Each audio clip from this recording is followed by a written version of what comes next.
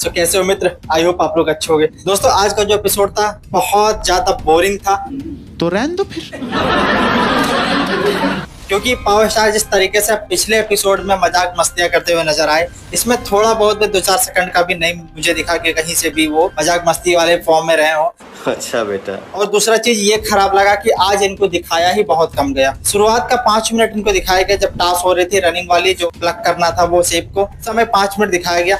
उसके बाद से लेकर के और सीधा सीधा आधा घंटा तक 1 सेकंड का सीन नहीं है पवन सिंह का। जितने लोग बात कर रहे हैं सिर्फ वहाँ अलग अलग लोग, वहाँ अलग अलग लोग, इन्वेस्टमेंट में अलग अलग लोग, पावर स्टार को छोड़ करके बाकी सबको दिखा दिया गया।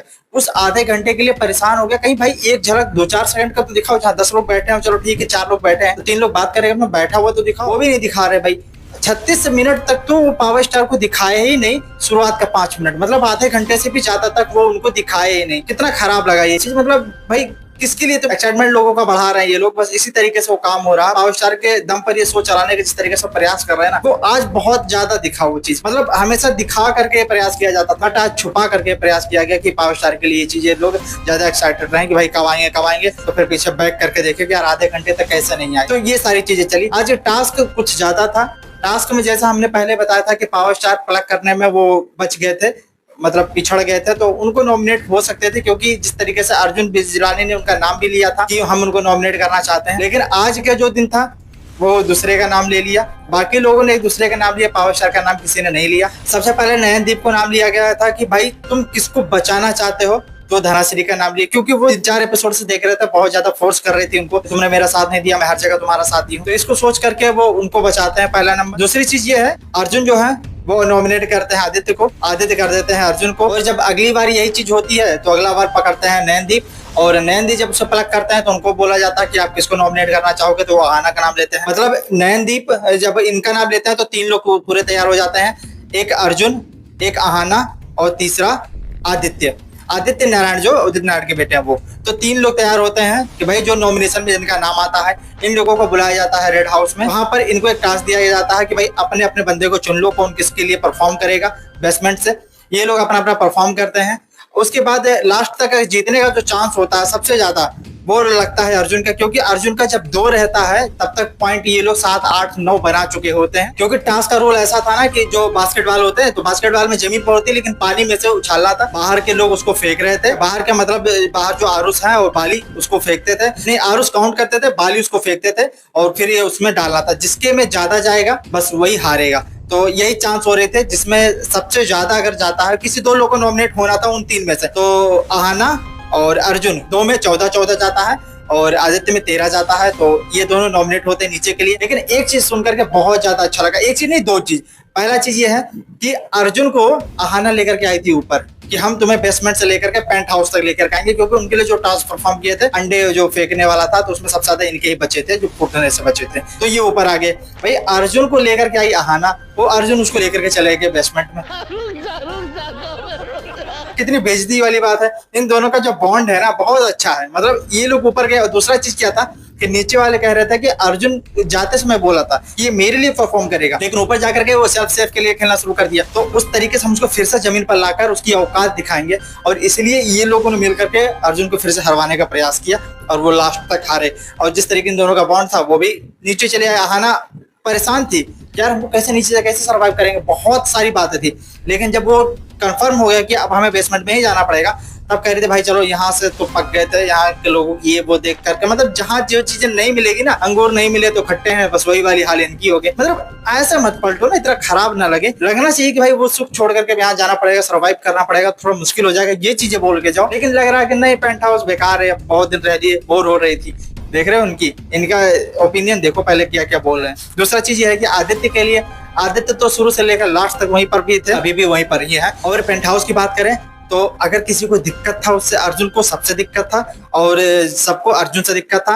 आहाना से पवन सिंह को भी दिक्कत था। वो शुरू से बोल रहे थे भाई इनसे तो हिंदी बोलाएगा नहीं तो अंग्रेजी में झाड़ेंगी। एक बात बोली, बेमतलब का घुसना, घुस के अंग्रेजी पेलना। हमेशा ये दोनों अलग ही रहते थे। जब अर्जुन नहीं भी थे तो भी आहाना एक अलग ही रूम में बंद रहते थे, कोई किसी का उसके साथ बोलचाल हो गया, लेकिन वो बॉन्ड किसी के साथ नहीं था। अब दोनों नीचे चले गए। अब ऊपर में पवन सिंह इस तरीके के सोए हैं भाई, तीनों लोग, आहा क्या मजा है। ये तीनों लौंडे आज सुकून के साथ लेटे हैं। क्या बात बहुत है, सुकून का सोएंगे आज तो, क्या बात है। हद से। तो ये लोग अब जो है वो सुख की चैन की नींद ले रहे हैं।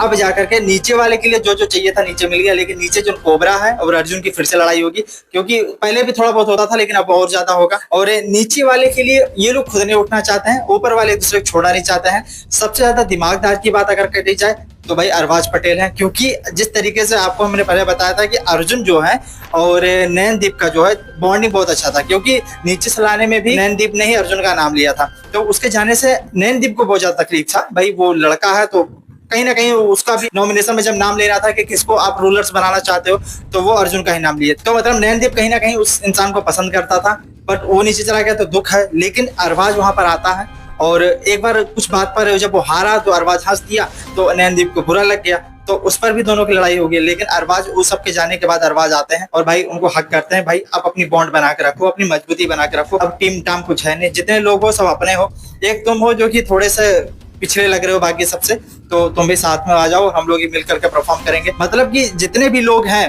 वो सबको जोड़ करके अगर टीम मेंबर में अगर सबसे ज्यादा स्ट्रॉन्ग कोई दिखता है ना तो अरबाज है। और अरबाज में ये चीज हमने देखी है कि वो चलता है तो टीम को लेकर के चलता है, और अर्जुन बिजलानी जो है वो चलेगा तो सिर्फ खुद को लेकर चलेगा। वो दिखाने का प्रयास करेगा कि हम यहाँ पर ऐसा कर सकते हैं कि हम लगे, इन लोगों को लगे कि हाँ हम इनके सपोर्ट में है, पर जहां मौका पड़ेगा वो सिर्फ खुद के लिए खेलेगा, इंडिविजुअल तौर पर खेलेगा। बाकी शुरू से लग रहा था कि पावर स्टार पवन सिंह अब नीचे जा सकते हैं, कई नॉमिनेशन में उनका नाम आ गया तो लगा कि भाई टास्क में भी हार गए, नॉमिनेशन में भी, पर उनको क्यों बचाया गया, वो क्यों नहीं गए, मुझे नहीं समझ में आया। भाई आप लोगों को क्या समझ में आया? कि करता हूं,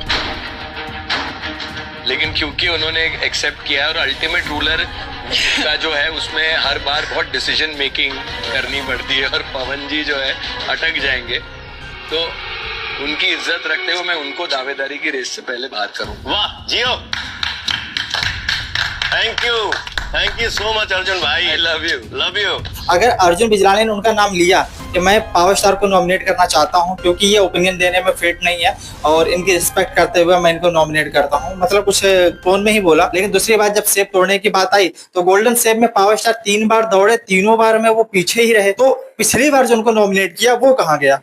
तो मतलब समझ में नहीं आया। लेकिन चलिए कोई बात नहीं, अगर ऊपर है तो अच्छी बात है, और ये अगर बोलेंगे शुरू से लास्ट तक राजा बाबू ऊपर रहेगा तो और अच्छी बात है, कोई दिक्कत नहीं है, क्योंकि नीचे सर्वाइव कर पाने इनके लिए थोड़ा मुश्किल है। शो को चलाने के लिए यही है, तो ऊपर एक होस्ट के तौर पर ही ये काम करेंगे। खैर दूसरी बात ये भी हमें लग रही है कि भाई जब हम वीडियो बनाते हैं तो दूसरी चीज हम इनको बोलते हैं कि पावर स्टार पवन सिंह के बारे में अगर हम बात कर रहे हैं तो पहली बात यह है कि किसी इंसान के बारे में अगर आप 100 बात कर रहे हो, 100 का 100 अगर उसके फेवर में ही बोलोगे तो वो बात नहीं है, वो रियलिटी नहीं, वो तो चापलूसी हो जाएगी ना।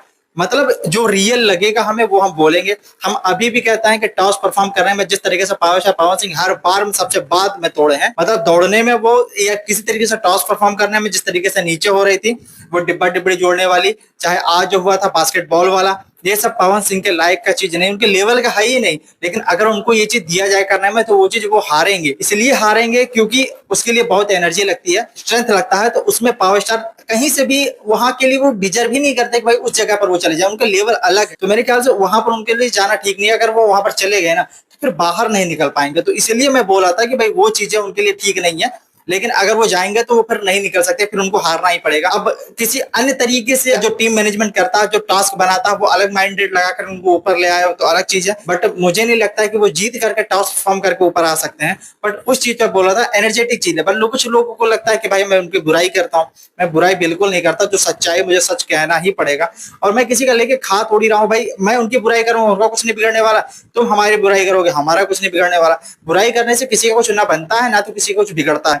तो ये चीजें ध्यान में रखो और ऐश करो, मौज करो, एंजॉय करो, आनंद लो, और अपना जो ओपिनियन है कमेंट बॉक्स में देते रहो, कोई दिक्कत नहीं है। मिलते हैं कोई नया फैक्ट के साथ, तब तक के लिए इजाजत दीजिए। जय हिंद।